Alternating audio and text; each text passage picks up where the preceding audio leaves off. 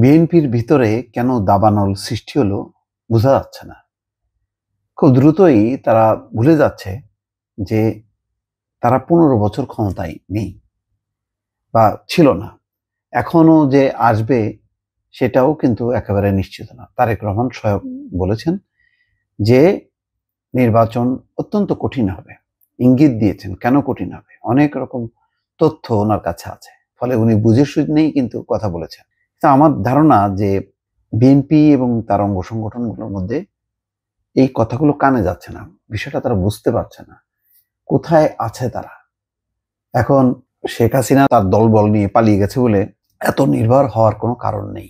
বিএনপির পেছনে ওত পেতে বসে আছে অনেকগুলো শক্তি এবং সেই শক্তিগুলির মধ্যে একটা আছে সত্যি সত্যি প্রতিদ্বন্দ্বী আর একটা আছে অশুভ শক্তি। এই যে অশুভ শক্তি এবং প্রকৃত প্রতিদ্বন্দ্বী এইগুলো কিন্তু কাল হয়ে দাঁড়াতে পারে।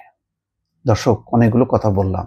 বলার কারণ হলো এই, নোয়াখালীর হাতিয়া সেখানে কি যুব দলের কমিটি নিয়ে দুই পক্ষের পাল্টাপাল্টি বিক্ষোভ, বিএনপি নেতার কুশপুত্তলিকা দাহ।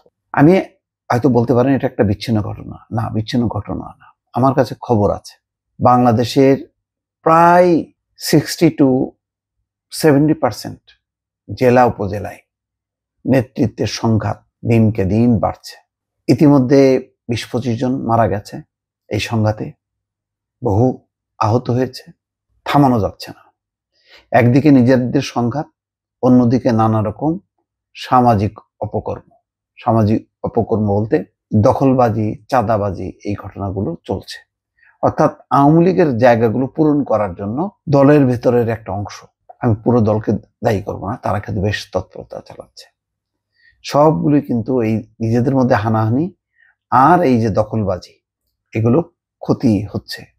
আমি প্রায় এই খবরগুলো সামনে আনি, বিশ্লেষণ করি এবং আমি বলতে থাকবো। এতে যদি আপনারা মনে করেন কেউ যে আমি বিএনপি বিরোধী, না দর্শক, আমি বিএনপি বিরোধী না। আমি সব রাজনৈতিক দলের শুভাকাঙ্ক্ষী। আমি চাই যে সবাই গণতান্ত্রিক রীতিনীতি, দলের শৃঙ্খলা, মানুষের স্বার্থ সবগুলি মিলিয়ে দলগুলো যাতে সুন্দরভাবে পরিচালিত হোক। বিএনপি দেশের নেতৃত্ব দেবে, ক্ষমতা আসবে, এটি তো স্বাভাবিক। এখানে আমি ঠেকানোর কে? কিন্তু আমি কেন এই দলের কিছু সমালোচনা যেগুলো মানুষ করছে সেইগুলো আমি কেন তুলে ধরবো না? কেন সবাইকে অ্যাওয়ার করব না? এটা তো আমি মনে করি একজন বিশ্লেষক হিসাবে এটা আমার দায়িত্ব। আমি যদি না করি তাহলে আমি হব অন্ধ দলকানা। এটা একটা ক্ষতির কারণ হবে। যাই হোক, অনেক কথা বললাম। এখানে যে ঘটনাটা দেখা যাচ্ছে, নোয়াখালীর হাতিয়া উপজেলা এবং পৌরসভা যুবদলের কমিটি গঠন নিয়ে পাল্টাপাল্টি বিক্ষোভ ও সমাবেশ হয়েছে। এর মধ্যে এক পক্ষ ঘোষিত কমিটি বাতিলের দাবিতে, অন্য পক্ষ দলীয় সিদ্ধান্ত অমান্যকারীদের বিরুদ্ধে ব্যবস্থা গ্রহণের দাবিতে কর্মসূচি পালন করে। বৃহস্পতিবার বেলা ১১টার দিকে উপজেলার ওসখালীতে দুই পক্ষের নেতা কর্মীরা পাল্টাপাল্টি কর্মসূচি করে। কমিটি গঠনে ক্ষুব্ধ অংশের নেতা কর্মীরা বিএনপির কেন্দ্রীয় কমিটির সাংগঠনিক সম্পাদক মাহবুবের রহমান ওরফে শামীমকে হাতিয়ায় অবাঞ্ছিত ঘোষণা করেছে। তারা এই সময় বিএনপি নেতা মাহবুবের কুশপুত্তলিকা দাহ করেন। যাক, ঘটনাটা ছোট হইতে পারে, কিন্তু এই ঘটনা কিন্তু দেখি করে সমস্ত বিএনপির বিভিন্ন জায়গায়, বিভিন্ন সংগঠন, কি ছাত্র দল, কি যুব দল, কি কৃষক দল, কি শ্রমিক দল, কি বিএনপির মূল সংগঠন, সব জায়গায় কিন্তু এই সমস্যাগুলো হচ্ছে।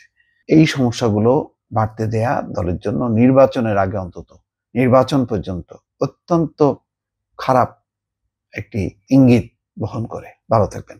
আল্লাহ হাফেজ।